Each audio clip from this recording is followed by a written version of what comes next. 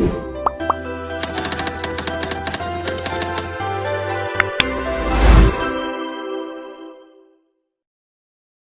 semuanya, perkenalkan nama saya Mira Firna. Nama saya Abdul Rahim Hakim. Nama saya Infinita Zahra. Di video ini kita akan membahas mata kuliah Logika Matematika tentang logika predikat. Semoga bermanfaat dan mudah dimengerti. Yuk, mari kita simak videonya. Sebelum masuk ke soal, kita bahas dulu apa itu logika predikat. Logika predikat adalah cabang dari logika matematika yang mempelajari bentuk argumen dengan menggunakan predikat dan kuantor. Berbeda dengan logika proposisional yang hanya menilai pernyataan secara utuh, benar atau salah. Logika predikat memecah pernyataan menjadi bagian-bagian yang lebih spesifik dan detail. Jadi, dengan logika predikat, kita bisa melihat sifat atau karakter dari suatu objek atau subjek secara lebih terperinci.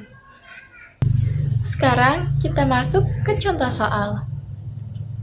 Yang pertama, kita punya G, X, Y yang dibaca X lebih besar atau sama dengan Y.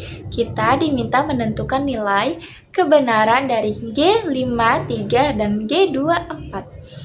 Lalu soal kedua ada H, X, Y yang artinya X dikali Y sama dengan 12. Kita disuruh mencari nilai kebenaran dari H, 3, 4, dan H, 2, 6. Sekarang mari kita bahas jawabannya satu persatu. Untuk soal pertama, kita pakai G, X, Y, maka X lebih besar dari Y. G, 5, 3, maka 5 lebih besar dari 3, maka hasilnya benar.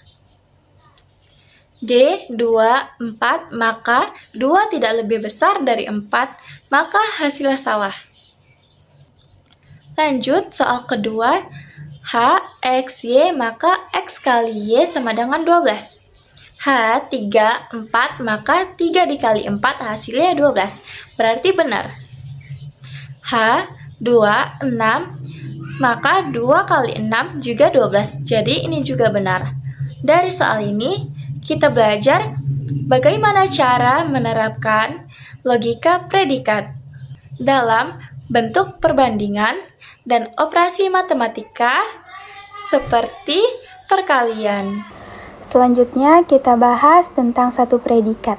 Di sini kita ambil contoh rahim adalah gamers. Nah, logika predikat kita bisa misalkan GX sebagai X adalah gamers. Karena subjeknya adalah rahim, maka ditulis sebagai GR. Ini adalah bentuk sederhana dari logika predikat, karena hanya melibatkan satu argumen, yaitu satu subjek dan satu sifat. Berikut adalah konjungsi atau gabungan dua pernyataan dengan kata dan. Contoh, Dita pandai dan ia rajin belajar.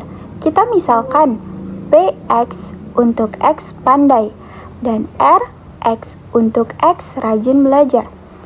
Karena subjeknya adalah Dita, maka bentuk logikanya jadi PD dan RD. Ini berarti Dita memiliki dua sifat sekaligus, yaitu pandai dan rajin belajar. Lanjut ke disjuksi, yaitu gabungan dua pernyataan dengan kata atau. Misalnya, Dita atau Lira suka membaca. Kita misalkan SX sebagai X suka membaca. Maka logika predikatnya adalah SD atau SL. Artinya, salah satu dari Dita atau Lira, atau bisa juga keduanya suka membaca. Operator logikanya yang digunakan di sini adalah tanda atau. Selanjutnya adalah negasi atau penyangkalan dalam logika. Negasi digunakan untuk menyatakan bahwa suatu pernyataan itu tidak benar. Misalnya kalimat laba-laba bukan serangga. Kita misalkan SX sebagai X adalah serangga. Karena subjeknya laba-laba, maka kita tulis negasi SL. Artinya bukan benar bahwa laba-laba adalah serangga. Tanda negasi ini ditulis dengan simbol negasi dan diletakkan di depan pernyataan yang disangkal. Berikutnya kita bahas implikasi, yaitu pernyataan jika maka. Implikasi menunjukkan hubungan sebab akibat atau kondisi yang mengarah ke akibat tertentu. Contohnya, jika tikus melihat kucing, maka tikus lari. Kita misalkan MX, X melihat kucing, dan LX, X lari. Karena subjeknya adalah tikus, maka kita tulis logikanya MT maka LT, yang artinya kalau tikus melihat kucing, maka akibatnya adalah tikus lari. Simbol panah ini menunjukkan hubungan sebab akibat. Nah, ini penjelasan dari kelompok kami. Gimana? Gampang kan? Makasih udah nonton dan semoga video bermanfaat.